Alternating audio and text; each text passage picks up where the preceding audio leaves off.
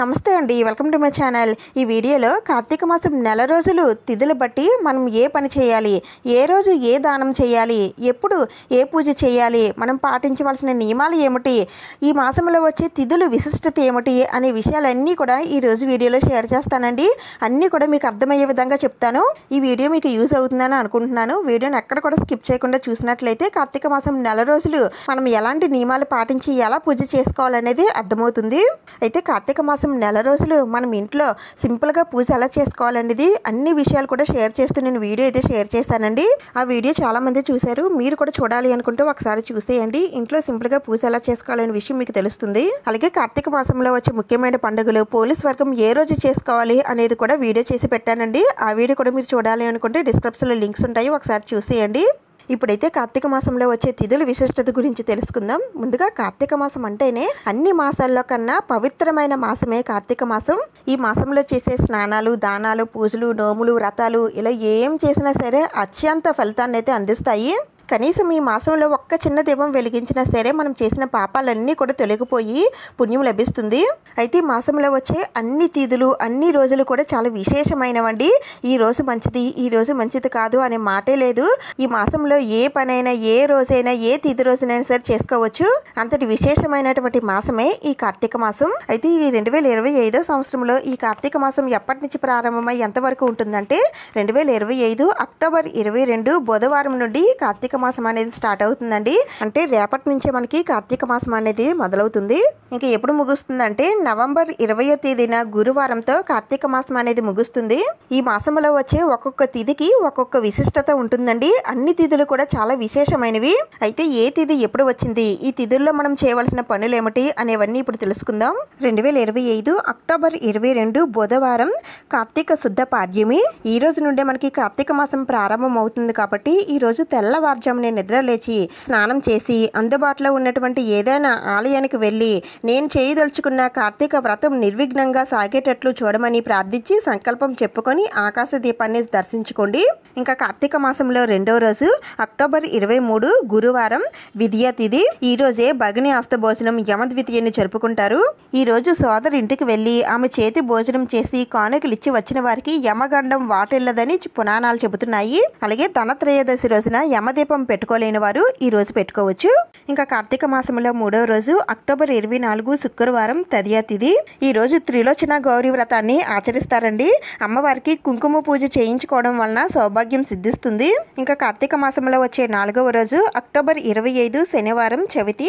దీన్నే కార్తీక శుద్ధ చవితి అని అంటారు. ఈ రోజు నాగుల చవితి పండుగను జరుపుకుంటారు. నాగుల చవితి సందర్భంగా ఈ రోజు సుబ్రహ్మణ్యేశ్వర స్వామి వారికి పుట్టలో పాలు పోస్తారు.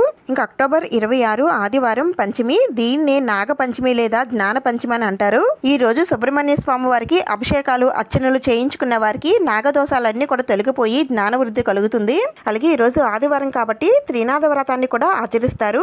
అక్టోబర్ 27 సోమవారం షష్ఠి తిథి వచ్చిందండి. పైగా ఈ రోజే కార్తీక మాసంలో వచ్చే మొదటి సోమవారం కూడా. ఈ రోజు శివుడికి అభిషేకాలు చేయించుకుంటే చాలా మంచిది. అలాగే ఈ రోజు బ్రహ్మచారికి ఎర్రగల్ల కొండవ దానం చేస్తే సంతాన ప్రాప్తి కలుగుతుంది. ఇంకా అక్టోబర్ 28 మంగళవారం సప్తమి తిథి. ఈ రోజు ఎర్రని వస్త్రంలో గోధుమలు పోసి దానం ఇవ్వడం వలన ఆయుష్ వృద్ధి చెందుతుంది. అక్టోబర్ 29 బుధవారం అష్టమి తిథి. ఈ అష్టమిని గోపాష్టమి అని అంటారు. ఈ రోజు గోవులకి పూజ చేయడం వలన విశేష ఫలితాలు కలుగుతాయి. ఇంకా అక్టోబర్ 30 గురువారం నవమి శ్రవణ నక్షత్రంతో కలిసి వస్తుందండి. అందుకని ఈ రోజు కోటి సోమవారంగా జరుపుకుంటారు. అలాగే నేటి నుంచి 3 రోజుల పాటు విష్ణు త్రిరాత్ర వ్రతాన్ని ఆచరిస్తారు. ఇంకా అక్టోబర్ 31 శుక్రవారం దశమి తిథి. ఈ దశమి రోజు రాత్రి నుండి విష్ణు పూజ ప్రారంభిస్తారు. నవంబర్ 1 శనివారం కార్తీక శుద్ధ ఏకాదశి. ఈ ఏకాదశినే ప్రబోధిని ఏకాదశి, బోధన ఏకాదశి, ఉత్తాన ఏకాదశి అని ఇలా ఎన్నో పేర్లతో పిలుస్తారు. ఈ రోజే శ్రీ మహావిష్ణుమూర్తి యోగ నిద్ర నుంచి మేల్కొంటారని అంటారు. ఈ రోజుతో చాతుర్మాస్య వ్రతాలు కూడా ముగుస్తాయి. అందుకని ఈ రోజు విష్ణు పూజ చేసిన వారికి ఉత్తమ గతులు కలుగుతాయి. నవంబర్ 2 ఆదివారం ద్వాదశి. ఈ ద్వాదశినే క్షీరాబ్ది ద్వాదశి చతుర్దశి అని అంటారు. ఈ రోజు ఉసిరి మొక్కకి తులసి మొక్కకి వివాహం జరిపిస్తారు. ఈ ఉసిరి మొక్క తులసి మొక్కల వద్ద దామోదరుని ఉంచి పూజ చేసి దీపాలు వెలిగించిన వారికి సర్వ పాపాలు నశిస్తాయి. నవంబర్ 3 సోమవారం త్రయోదశి. శివుడికి ఎంతో ఇష్టమైన త్రయోదశి తిథి రోజున రెండో సోమవారంతో కలిసి రావడం చాలా విశేషం. ఈ రోజు శివయ్యకి పూజ చేసిన, అభిషేకాలు నిర్వహించిన, సాలగ్రామాలు దానం చేసిన సర్వ కష్టాలు నశిస్తాయి. ఇంక తర్వాత నవంబర్ 4 మంగళవారం చతుర్దశి. దీన్నే వైకుంఠ చతుర్దశి అని కూడా అంటారు. ఈ వైకుంఠ చతుర్దశి రోజున విష్ణుమూర్తిని, శివుడిని ఇద్దరిని కలిపి పూజిస్తారు. ఈ చతుర్దశి రోజున పాషాణ చతుర్దశి వ్రతాన్ని చేసుకుంటే చాలా మంచిది. ఇంకా ఈ కార్తీక మాసంలో వచ్చే అత్యంత పుణ్యమైన తిథే పౌర్ణమి తిథి. ఈ పౌర్ణమి తిథి నవంబర్ 5వ తేదీన బుధవారం వచ్చిందండి. ఈ మహా పవిత్రమైన రోజు నదీ స్నానం చేసి శివాలయం వద్ద జ్వాలాతోరణం దర్శనం చేసుకోవడం వలన, అలాగే 365 ఒత్తులు వెలిగించడం వలన సర్వ పాపాలు ప్రక్షాళన అవుతాయి. నవంబర్ 6 గురువారం కార్తీక బహుళ పాడ్యమి. ఈ రోజు ఆకుకూర దానం చేస్తే శుభం జరుగుతుంది. నవంబర్ 7 శుక్రవారం విద్య తిథి. ఈ రోజు ఉసిరి చెట్టు కింద వనభోజనాలు చేయడం వలన విశేష ఫలాలను అందిస్తుంది. ఇంకా నవంబర్ 8 శనివారం తదియ తిథి. ఈ రోజు పండితులకి, గురువులకి తులసి మాలల్ని సమర్పించడం వలన తెలివితేటలు వృద్ధవుతాయి. ఇంకా నవంబర్ 9 ఆదివారం చవితి. ఈ రోజు సంకష్టహార చతుర్థి వ్రతాన్ని జరుపుకుంటారు. గణపతిని గరికతో పూజించిన వారికి సంకటాలన్నీ కూడా తొలగి సకల సంపదలు కలుగుతాయి. అలాగే ఈ రోజు ఆరుద్ర నక్షత్రంతో కలిసి వస్తుంది కాబట్టి ఈ రోజు శివ పూజ చేసుకున్నా, లేదంటే త్రినాథ మేళ జరుపుకున్నా చాలా మంచిది. ఇంకా తర్వాత నవంబర్ 10 సోమవారం పంచమి తిథి. ఈ రోజు కార్తీక మాసంలో 3వ సోమవారం చాలా విశేషమైన రోజు. ఈ రోజు శివుడికి పూజ చేసి అభిషేకాలు నిర్వహించాలి.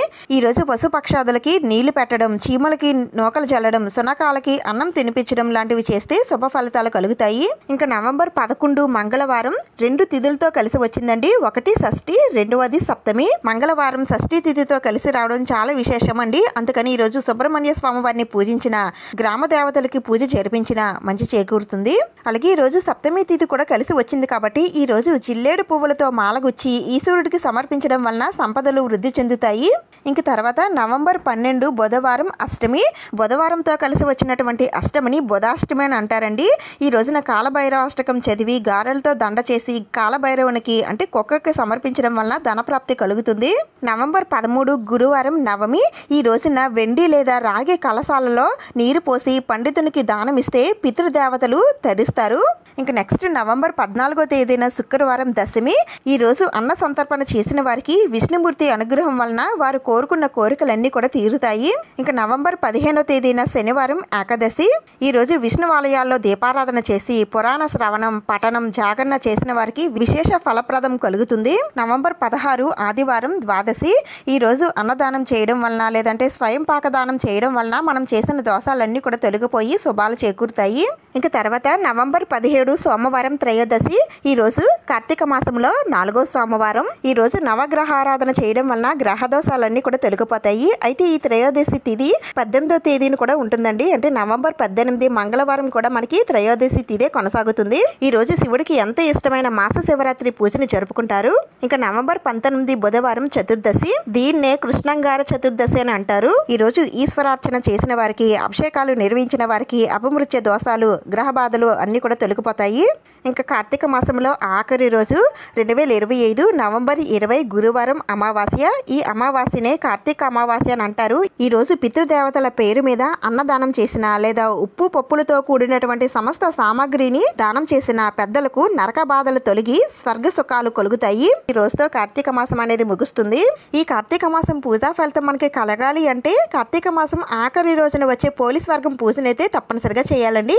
అయితే ఈ పోలీస్ వర్గం పూజ ఎప్పుడు చేసుకోవాలి, పూజా సమయాలు ఏమిటి అనేవన్నీ కూడా నేను ఆల్రెడీ వీడియో చేసి పెట్టాను. ఒక్కసారి ఆ వీడియో చూడండి, మీకు అన్ని విషయాలు కూడా అర్థమవుతాయి. ఇవేనండి కార్తీక మాసంలో వచ్చే తిథులు. ఆయా తిథుల్లో మనం చేయవలసిన పూజలు, కార్యక్రమాలు అన్నీ కూడా. ఈ కార్తీక మాసం నెల రోజులు కూడా తెల్లవారుజామున నిద్ర లేచి ఆ స్వామివారికి దీపారాధన చేసుకుని పూజ చేసుకుంటే చాలా మంచిదండి. అలాగే ఈ నెల రోజులు నాన్ వెజ్ జోలికి వెళ్లకుండా, ఉల్లి వెల్లుల్లి తినకుండా సాత్వికమైన భోజనం తీసుకుంటూ ఉదయం సాయంత్రం వేళల్లో దీపారాధన చేసుకొని ఆ శివయ్యకి అభిషేకాలు నిర్వహించి పూజనైతే చేసుకోవాల్సి ఉంటుంది. మీకు వీలుంటే సముద్ర స్నానం కానీ నదుల దగ్గరికి కానీ వెళ్ళి స్నానాలు ఆచరించాలి. ఈ కార్తీక మాసంలో సోమవారాల్లో కానీ కార్తీక పౌర్ణమి రోజున కానీ దీపదానం చేస్తే చాలా మంచిది. ఉపవాసం ఉండగలిగే వారు రోజంతా ఉపవాసం ఉండి రాత్రికి భోజనం చేయవచ్చు. మీకు వీలున్నంతలో కార్తీక పురాణాన్ని రోజుకో అధ్యయనం చదవడం శుభప్రదం. ఈ కార్తీక మాసంలో రోజు దీపారాధన చేయలేకపోయినా కనీసం కార్తీక సోమవారాల్లో ఏకాదశుల్లో పౌర్ణమి రోజైనా సరే దీపం వెలిగించుకొని ఆ స్వామివారికి పూజ చేసుకోవడం చాలా మంచిది. ఒకవేళ ఇంట్లో పూజ చేసుకోవడం వీలు కాకపోతే కనీసం గుడి దగ్గరికైనా సరే వెళ్ళి అక్కడ ఉన్న స్వామివారికి అభిషేకాలు నిర్వహించి ఆ స్వామివారిని దర్శించుకోవచ్చు. ఈ విధంగా ఈ కార్తీక మాసం నెల రోజులు ఆ స్వామివారికి భక్తి శ్రద్ధలతో ఎవరైతే పూజిస్తారో వాళ్ళకి తప్పకుండా మోక్షం లభిస్తుంది. సర్వ పాపాలు నశిస్తాయి. ఆ పరమశివుడి ఆశీర్వాదం కలుగుతుంది. ఇవేనండి కార్తీక మాసంలో వచ్చే తిథులు, వాటి ప్రత్యేకతలు, నియమాలు. ఈ వీడియో ద్వారా ఎంతో కొంత ఇన్ఫర్మేషన్ మీరు తెలుసుకున్నారని అనిపిస్తే ప్లీజ్ తప్పకుండా లైక్ చేయండి, షేర్ చేయండి, సబ్స్క్రైబ్ చేసుకోండి. ఇంకొక మంచి వీడియోతో మళ్ళీ కలుద్దాం. Thank you for watching.